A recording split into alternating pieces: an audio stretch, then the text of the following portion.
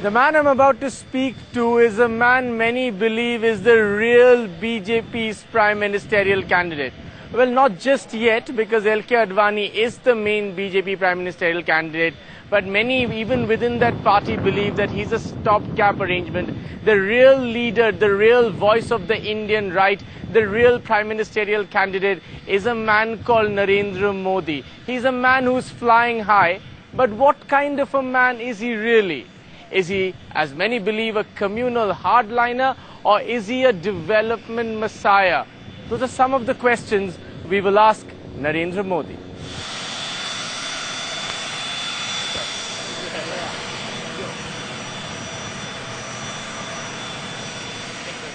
I wanted to ask you, to begin by asking you, what did you tell Ratan Tata that he came to your state? Actually, I have not said anything to him. Simply, I sent a message, SMS. What did the SMS say? And that was Swagatam. Nothing else. And that did the trick?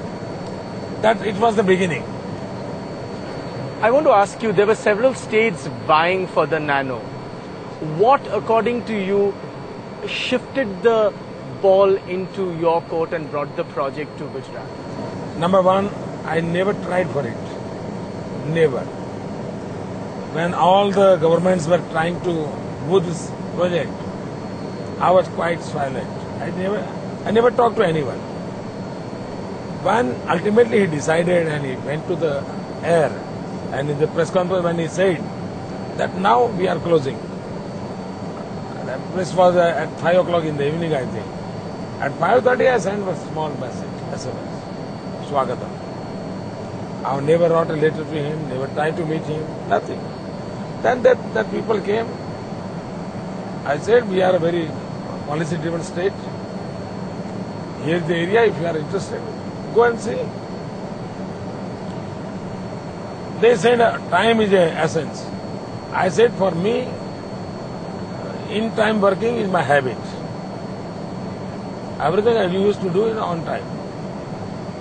So then, even Ratan Tata publicly has admired this.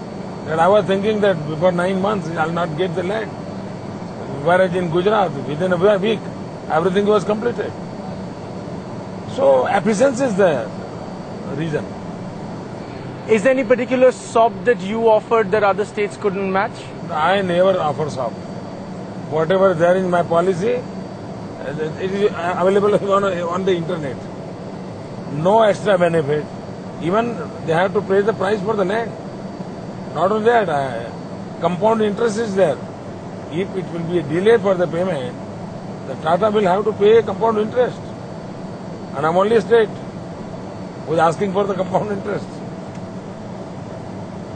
I want to also ask you, the reason Nano went to you clearly goes back to the entire issue of development. One of the reasons that you are admired is development. The captains of industry came together and said that they would want to see you as Prime Minister. In the development agenda of the BJP, why do you believe that Gujarat is the only state that stands out? Why is that model not? Why does that model not replicate itself in other parts of India, including in the BJP states? Number one, I do not claim at all. I never claim.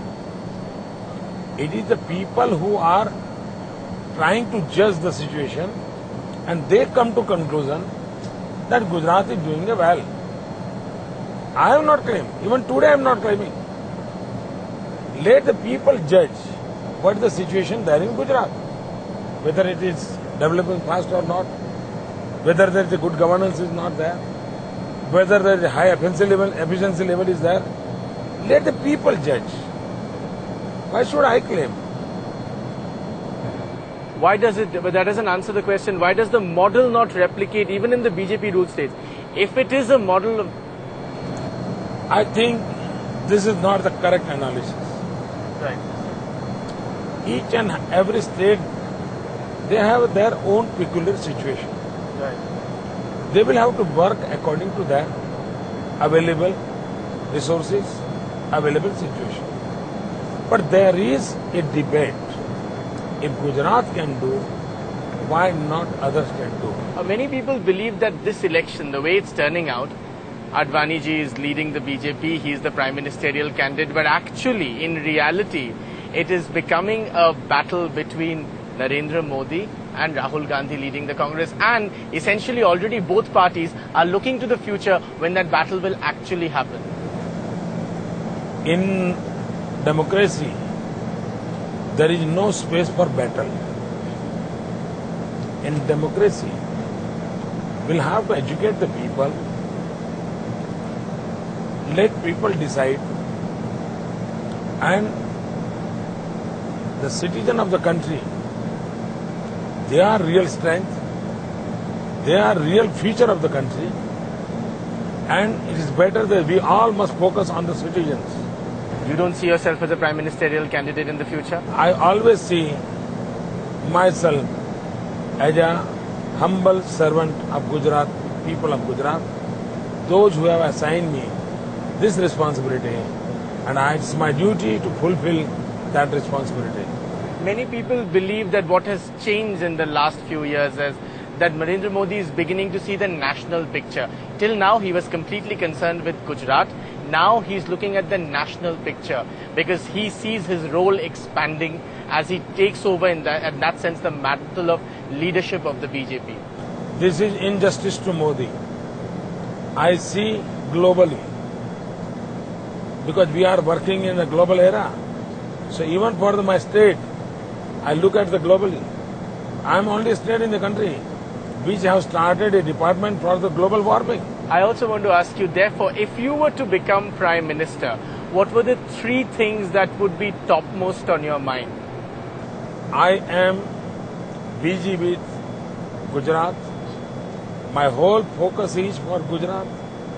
What I want, whomsoever will be a Prime Minister, my humble request is, please try to help me in my Gujarat. Please support my Gujarat. Please don't create any hurdles in the development. People want development. I am committed to development. Okay, let me then come to another question. My question to you is, essentially, a lot of people believe now with the recent Supreme Court judgment, the BJP claims it basically validates what the BJP has been saying for many years. The Congress says it validates what they have been saying. What is your viewpoint of the Supreme Court judgment? They went there with the Supreme Court to transfer the case from Gujarat to other states. That was one single demand they made. That has been, the court has said no, there is no need. But then it is up to you to take the decision. But the court has also said relook at many cases. What? Many. It is the Gujarat government who has said. It's not the Supreme Court saying. So you believe the Supreme Court judgment validates the point that you have made for many years? I do not understand. I am not a lawyer. Right. To be fair, nor am I. And why should I analyze the judgments? Because you're the Chief Minister of the state, sir. So let my office will work according to that Supreme Court judgment. My office will work.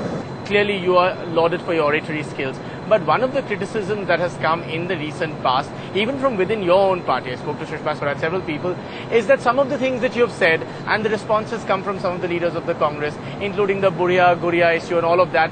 The question is, you are known for your development work. When the country faces such a development issue and a crisis, why must the debate come to this level? Is there any sentence, single sentence, I have ever mentioned the name of any person? Then please show to the TV. And if there is anything wrong in it, then have a debate. Simply, if I say about the aquarium fish and you are talking about the person, when I am talking about the old age party, when you are talking about the person, is this what your 24-hour channel? Just you want to do the business. Factually I am wrong. Then what is wrong with you? Then why you are debating?